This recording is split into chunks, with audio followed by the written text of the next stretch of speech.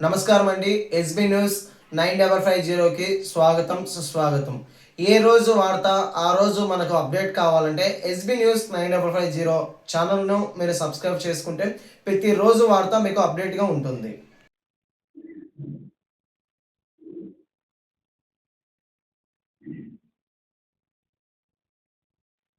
నా పేరు షేక్ జలీల్, నవరంగ్ కాంగ్రెస్ పార్టీ జాతీయ అధ్యక్షులు. మాది మంగళగిరి మండలం పెదవడ్లపూడి గ్రామం, గుంటూరు జిల్లా. నవరంగ్ కాంగ్రెస్ పార్టీ 2018 డిసెంబర్లో స్థాపించా. 3 సార్లు ఎమ్మెల్యేగా, 3 సార్లు ఎంపీగా పోటీ చేసిన మరి ఈ కేంద్ర రాష్ట్ర ప్రభుత్వాలు ఎస్సీ, ఎస్టీ, బీసీ మైనార్టీలను అక్రమ కేసులు బనాయించి మరి జైళ్లలో నిర్బంధిస్తా ఉన్నారు. అంతకుముందు అయితే ఐపీసీ ఉండేది, ఇప్పుడు బిఎన్ఎస్ పేరుతో ఎవరైతే కేంద్ర రాష్ట్ర ప్రభుత్వాలను విమర్శిస్తారో వాళ్ళపై కేసులు బనాయిస్తా ఉన్నారు. అమరావతి రాజధాని పేరు చెప్పి మా రైతులకు ఇవ్వాల్సిన ప్లాట్లు 20 నెలలు అయినప్పటికీ కూడా రైతులకి ప్లాట్లు ఇచ్చిన దాఖలాలు లేవు. తాగునీరు లేదు, సాగునీరు లేదు, డ్రైనేజీ వ్యవస్థ లేదు. అధికారంలో రాకముందు మేము ఈ రాష్ట్రాన్ని అభివృద్ధి చేస్తాం, ఈ దేశాన్ని అభివృద్ధి చేస్తామని చెప్పారు. వితంతువులు భర్త చనిపోయిన వితంతువులకు కూడా ఒక పెన్షన్ ఇచ్చిన దాఖలాలే లేవు. కొత్త వృద్ధాప్య పెన్షన్లు కానీ మరి ఎక్కడా లేవు. వికలాంగులకి అసలు ఇచ్చిన దాఖలాలే లేవు. ముస్లింలకైతే దుల్హన్ పథకం, పేద ముస్లిం మహిళలు ఎవరైతే ఉంటారో వాళ్ళకి దుల్హన్ పథకం కూడా ఇవ్వలేదు. మైనార్టీ కార్పొరేషన్ ని నిర్వీర్యం చేశారు. ఉర్దూ అకాడమీని నిర్వీర్యం చేశారు. రాష్ట్రంలో 77,000 ఎకరాలు వగ్బోటు భూములుంటే ఆ భూములన్నింటినీ కూడా ఎకరం రూపాయి చొప్పున 99 సంవత్సరాలకి ఇస్తా ఉన్నారు. సోదరులారా, ఈ దేశంలో అవినీతి రాజ్యం ఏలతా ఉన్నది. ఎస్సీ, ఎస్టీ, బీసీ మైనార్టీలను అణగదొక్కుతా ఉన్నారు. రాజధాని పేరు చెప్పి కోట్ల రూపాయలు అబ్బా కొడుకులు దోచుకుంటా ఉన్నారు. రాష్ట్రంలో రెడ్ బుక్ వ్యవస్థ నడుస్తూ ఉంది. రెడ్ బుక్ లో ఎవరైతే ఉంటారో వాళ్ళ పేర్లు నమోదు చేసుకొని వాళ్ళ మీద ఎఫ్ఐఆర్లు కట్టి జైళ్లకు పంపిస్తా ఉన్నారు. ముస్లింలకు రాజ్యాధికారం లక్ష్యంగా అని చెప్పి సమాన వాటా ఉండిద్ది, దామాషా ఉండిద్ది, బడ్జెట్ ఉండిద్ది అని నమ్మబలికి మరి విజయవాడలో హజ్ హౌస్ నిర్మాణం చేస్తానన్నారు. ఎక్కడ ముస్లిం సమాజానికి కానీ, బీసీలకు కానీ, అణగారి వర్గాలకు కానీ, మరి బహుజనులకు కానీ ఎక్కడ అభివృద్ధి అనేది శూన్యం. రాష్ట్రంలో అటు తడ నుంచి ఇటు పలమనేరు వరకు, ఇటు పలమనేరు నుంచి అటు కోదాడ వరకు 4 ఏరియాల్లో కూడా 175 నియోజకవర్గాల్లో ఎన్డీఏ కూటమి వచ్చే ఎన్నికలలో గెలిచే పరిస్థితి లేదు. ఎందుకు లేదంటే ఇప్పుడు గెలిచిన ఎమ్మెల్యేలు ఎవరు పనిచేయటంలా. ప్రజా సమస్యల మీదపై వినతి పత్రాలు తీసుకోవాల్సిన ఎమ్మెల్యేలు చోద్యం చూస్తా ఉన్నారు. ఒక పక్క నారా లోకేష్ రెడ్ బుక్ పేరు పెట్టి అభివృద్ధి చేస్తానని నమ్మబలికి ఆయన తీరుకుబడలే లేదంటున్నారు. ముగ్గురు కూడా మరి పవన్ కళ్యాణ్ కానీ, లోకేష్ కానీ, ముఖ్యమంత్రి ఎవడన్నా స్పెషల్ ఫ్లైట్ లో తిరుగుతాడు, అది కామనే. మరి ఏంటిది లోకేష్ గారు, మరి మంత్రులు ఉన్నారు కదా, హోంమంత్రికి కూడా ఒక స్పెషల్ ఫ్లైట్ ఇవ్వండి, మంత్రులకు కూడా స్పెషల్ ఫ్లైట్లు ఇవ్వండి. ఈ రాష్ట్రంలో అమరావతి రాజధాని పేరు చెప్పి వేల కోట్ల రూపాయలు కేంద్రం నుంచి తెచ్చి దోచేస్తా ఉన్నారు. విశాఖ స్టీల్ ప్లాంట్ కూడా ఈ నెలలో అమ్మకానికి పెట్టారు. ఎకరం భూమి 10 కోట్లు, మినిమం ఎక్కడైనా రాష్ట్రంలో 2 కోట్లు, కోటి రూపాయలు మించి ఎక్కడ భూమి విలువ తగ్గలేదు. ఆ ఎకరం భూమికి 99 పైసలకి ఇస్తున్నారు. సోదరులారా, ఏంటి విచిత్రం? 17 కాలేజీలు, మెడికల్ కాలేజీలు గత ప్రభుత్వంలో ఇస్తే ఆ మెడికల్ కాలేజీని ప్రైవేట్ పరం చేస్తా ఉన్నారు. ఎస్సీ, ఎస్టీ, బీసీ మైనార్టీలు మరి డాక్టర్లు కాకూడదా? ఏంటి వ్యవస్థ? జగన్మోహన్ రెడ్డి గారు 17 కాలేజీలను కడితే దాన్ని కంటిన్యూ చేయి, నువ్వెందుకు నిర్వీర్యం చేస్తావు? మరి ప్రభుత్వానికి వ్యతిరేకంగా ఎవరైతే మాట్లాడతారో తన సామాజిక వర్గం జోలికి ఎవరి జోలికి వెళ్ళాడు. కొడల్లాని కృష్ణా జిల్లాలో మాజీ మంత్రి ఎన్ని తిట్టాడు? చంద్రబాబు నాయుడు కుటుంబాన్ని, లోకేష్ కుటుంబాన్ని. మరి అతని మీద ఎందుకు కేసు పెట్టలేదు? తన సామాజిక వర్గం వారికి మినహాయింపు ఇస్తా ఉన్నాడు. ఎస్సీలు, దళితులు, బీసీలు, అణగారిన వర్గాలు, బలహీనులు ఎవరైతే ఉన్నారో వాళ్ళ మీద అక్రమ కేసులు పెట్టి నిర్బంధించి జైలుకు పంపిస్తా ఉన్నారు.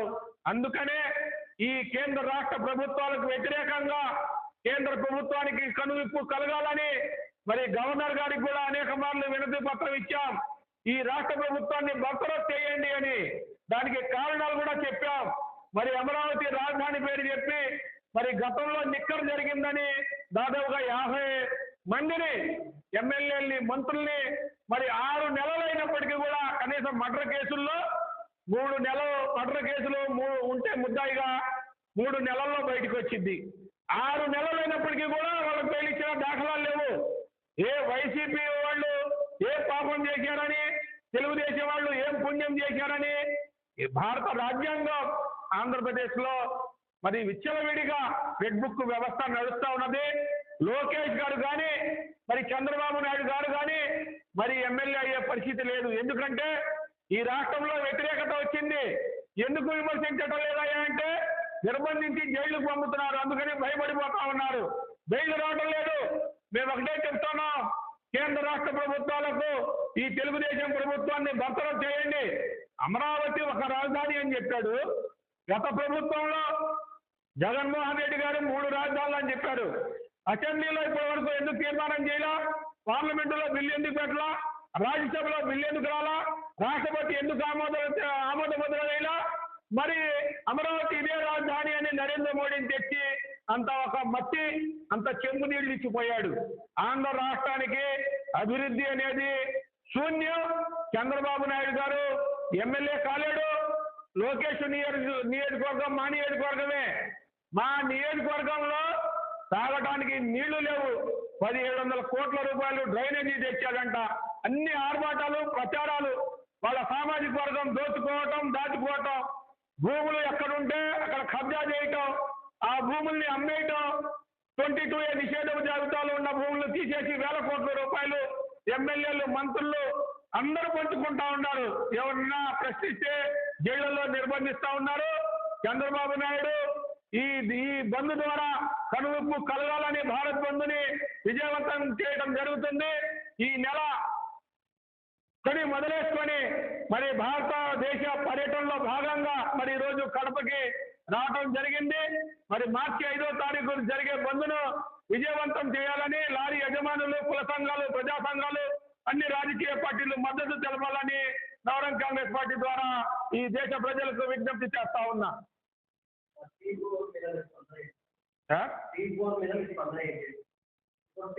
కాలేజీలు వ్యవస్థ బలహీనులు, ఎస్సీలు, బీసీలు, మైనార్టీలు దాదాపుగా సంవత్సరానికి 10,000 మంది డాక్టర్లు అవుతారు. ఒక్కొక్క హాస్పిటల్లో 17 హాస్పిటల్లో కామన్ మినిమంగా 1000 మంది రోజుకు వచ్చి పేషెంట్లు పోతా ఉంటారు. విద్య, వైద్యం అందవలసిన బాధ్యత రాష్ట్ర ప్రభుత్వంపై, కేంద్ర ప్రభుత్వంపై ఉంది. కానీ జగన్మోహన్ రెడ్డికి మంచి పేరు వచ్చిందని ప్రైవేటు విధానాన్ని తీసుకొచ్చాడు. అది మంచి పద్ధతి కాదు. ఎవరైతే తీసుకొచ్చారో దాన్ని అభివృద్ధి చేయాలా, నిర్వీర్యం చేయకూడదు. తాగే నీళ్లలో తాగనీయాలే కానీ తాగే నీళ్లలో యాసిడ్ పోయటం మంచిది కాదు. అసలు ఇప్పుడు వ్యవస్థ ఎట్లా తయారైందంటే ప్రతి ఎమ్మెల్యే కూడా నేను 100 కోట్లు ఇచ్చాను, టికెట్ కోసం 50 కోట్లు ఇచ్చాను, నేను ఇప్పుడు 1000 కోట్లు సంపాదించాలా అనే రీచ్ అవుట్ చేసుకుంటున్నారు. వాళ్ళ కుటుంబ సభ్యులు, పార్టీలో నిజంగా ఎవరైతే కష్టపడ్డాడో వాడికి కూడా అన్యాయం జరుగుతుంది. వాడికి ఏం న్యాయం జరగటల్లా. ఇప్పుడు ఈ మధ్య పంచులు తడిసిపోతా ఉన్నాయి వాళ్ళకి.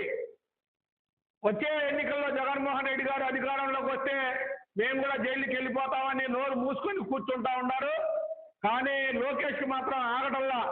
రేపు ప్రభుత్వాలు మారిపోతే ఈ రెడ్ బుక్ కాదు కదా, రేపు గ్రీన్ బుక్ వచ్చింది. అప్పుడు ఓటైన పంచులు.